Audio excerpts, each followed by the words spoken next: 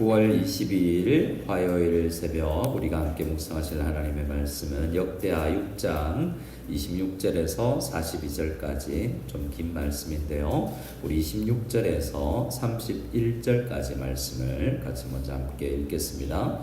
만일 그들이 주께 범죄함으로 말미암아 하늘이 닫히고 비가 내리지 않는 주의 벌을 받을 때에 이곳을 향하여 빌며 주의 이름을 인정하고 그들의 죄에서 떠나거든 주께서는 하늘에서 들으사 주의 종들과 주의 백성 이스라엘의 죄를 사하시고 그 마땅히 행할 선한 길을 가르쳐 주시오며 주의 백성에게 기업으로 주신 주의 땅에 비를 내리시옵소서. 만일 이 땅에 기근이나 전염병이 있거나 곡식이 시들거나 깐부기가 나거나 메뚜기나 황충이 나거나 적국이 와서 성읍들을 에워싸거나 무슨 재앙이나 무슨 질병이 있거나 막론하고 한 사람이나 혹 주의 온 백성 이스라엘이 다 각각 자기의 마음의 재앙과 고통을 깨닫고 이 성전을 향하여 손을 펴고 무슨 기도나 무슨 간구를 하거든 주는 계신 곳 하늘에서 들으시며 사유하시되 각 사람의 마음을 아시오니 그의 모든 행위대로 갚으시옵소서. 주만 홀로 사람의 마음을 아심이니라. 그리하시면 그들이 주께서 우리 조상들에게 주신 땅에서 사는 동안에 항상 주를 경외하며 주의 길로 걸어가리이다. 아멘. 역대하 6장 말씀은 이제 성전을 완공하고 낙성식을 드리면서 하나님 앞에 솔로몬이 대표로 기도하는 모습입니다.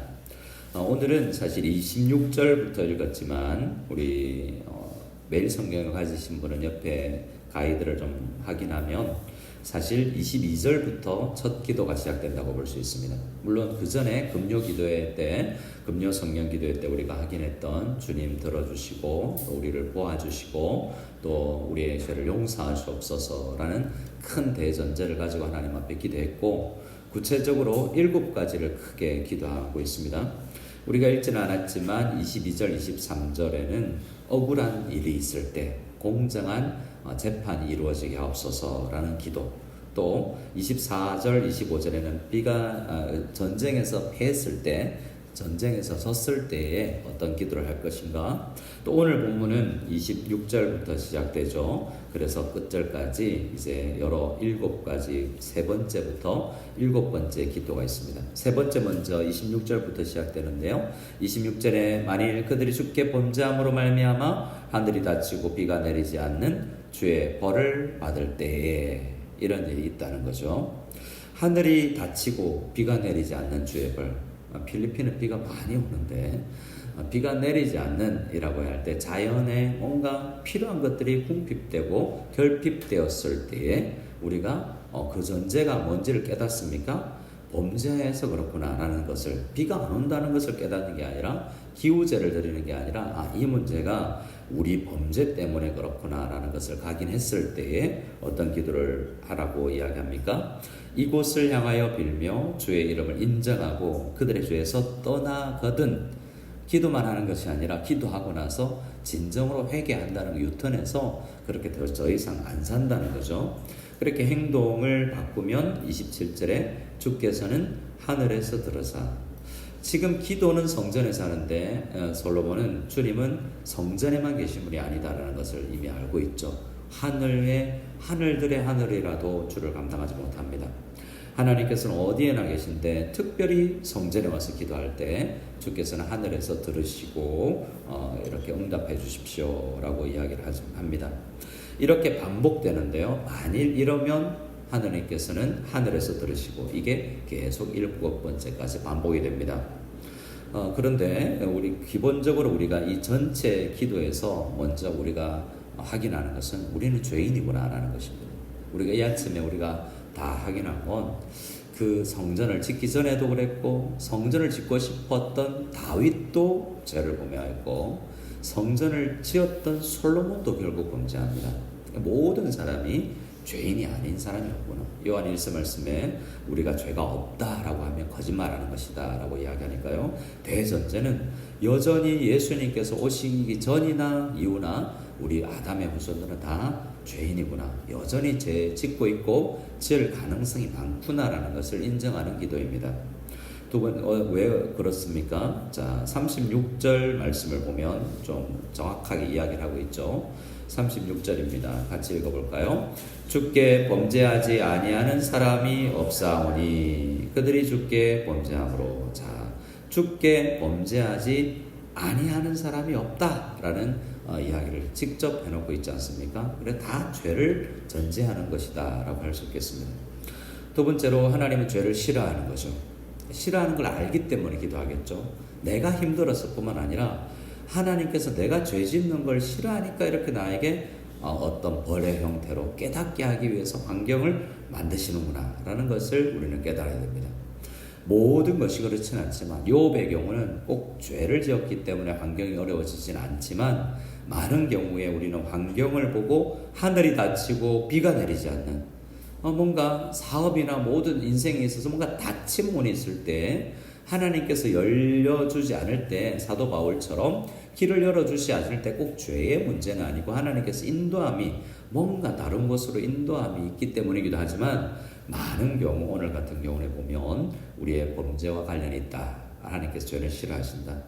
내 해결 방법은 뭐지? 기도하는 것이다. 어떤 것을 향해서요?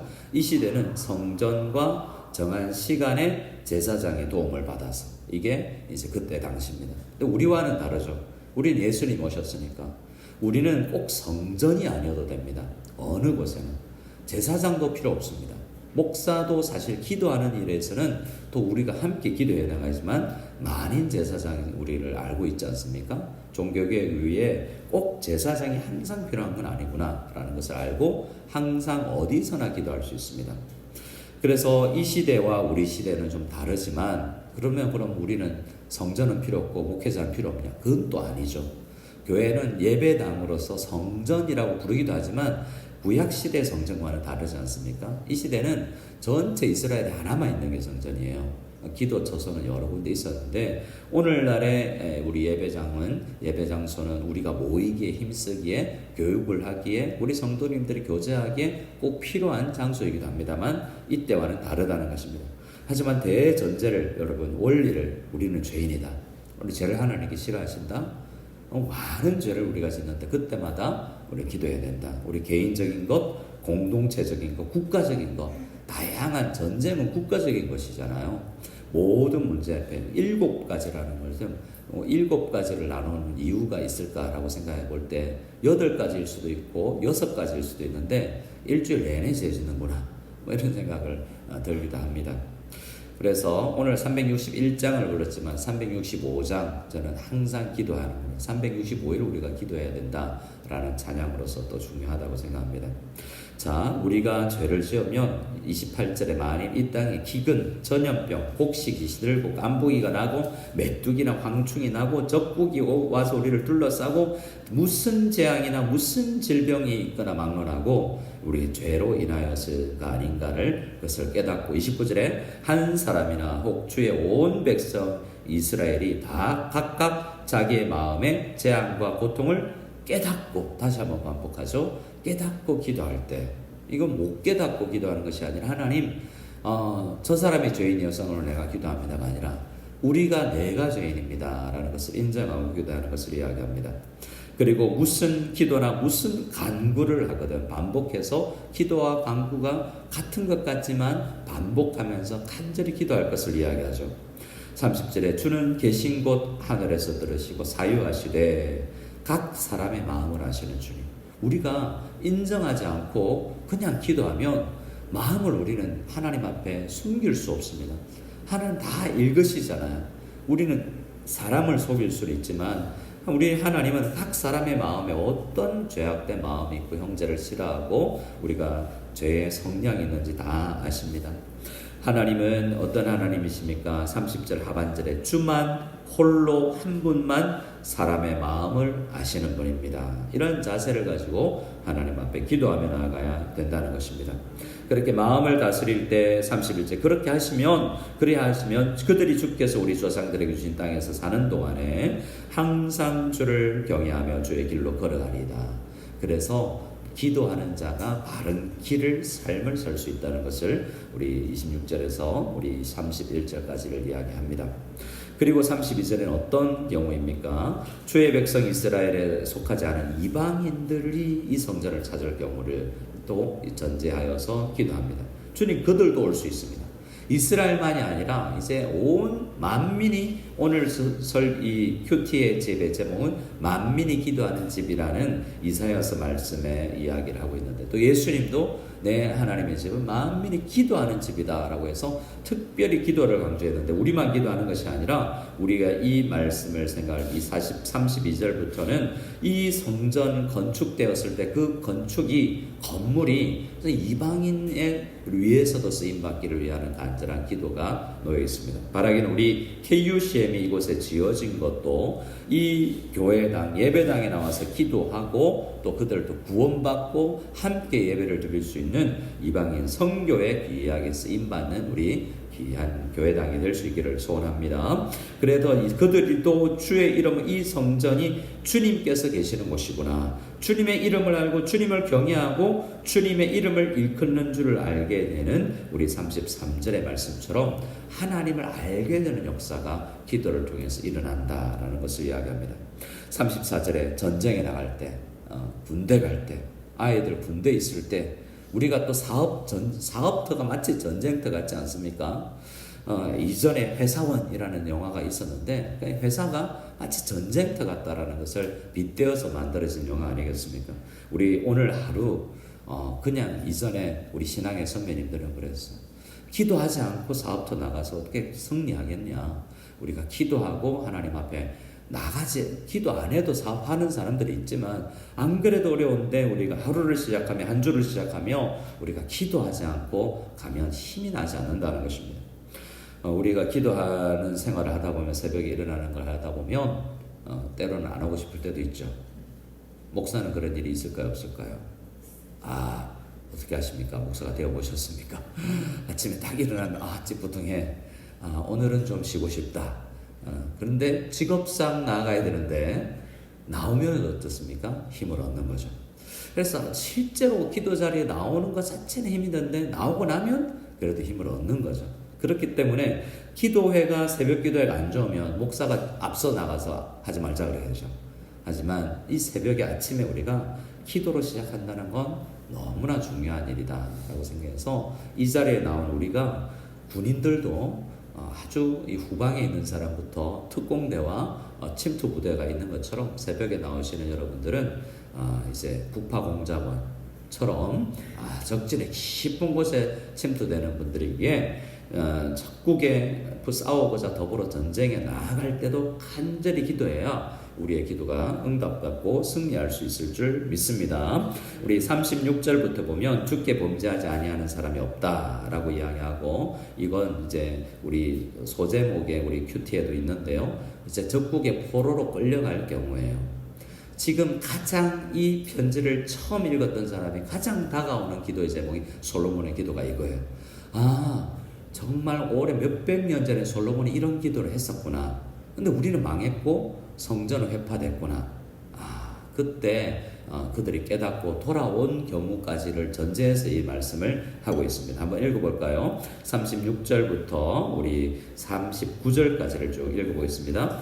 주께 범죄하지 아니하는 사람이 없사오니 그들이 주께 범죄함으로 주께서 그들에게 진노하사 그들을 적국에 넘기심에 적국이 그들을 사로잡아 땅의 원근을 막론하고 끌고 간 후에 그들이 사로잡혀 간 땅에서 스스로 깨닫고 그들을 사로잡은 자들의 땅에서 돌이켜 주께 간구하기를 우리가 범죄하여 해역을 행하며 악을 행하였나이다 하며 자기들을 사로잡아간 적국의 땅에서 온 마음과 온 뜻으로 주께 돌아와서 주께서 그들의 조상에게 주신 땅과 주께서 택하신 성과 내가 주의 이름을 위하여 건축한 성전 있는 쪽을 향하여 기도하거든 주는 계신 곳 하늘에서 그들의 기도와 간구를 들으시고 그들의 일을 돌보시며 주께 범죄한 주의 백성을 용서하옵소서. 아멘.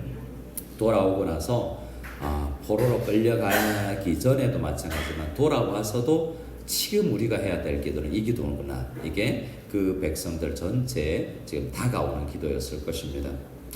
우리는 어떤 기도가 주어질지 모르지만 40절 이하에 이제 마지막으로 주의 사람들 이름을 이야기합니다. 우리 마지막 절을 보면 41절 중반부터 주의 제사장들에게 구원을 입게 하시고 주의 성도들에게 42절에 여호와 하나님이여 주의 기름 부음 받은 자에게 얼굴을 돌리지 마시고 주의 종 다윗에게 베푸신 은총을 기억하옵소서라고 이야기하면서 기도를 죄지었던 다윗이 은혜 받았던 것처럼 우리도 모든 제사장 할 것 없이 모두 기도해야 된다라는 것을 이야기하면서 마무리됩니다. 각자 우리에게 상당한 마음이 있을 때 이 말씀을 붙들고 기도해야 되겠죠.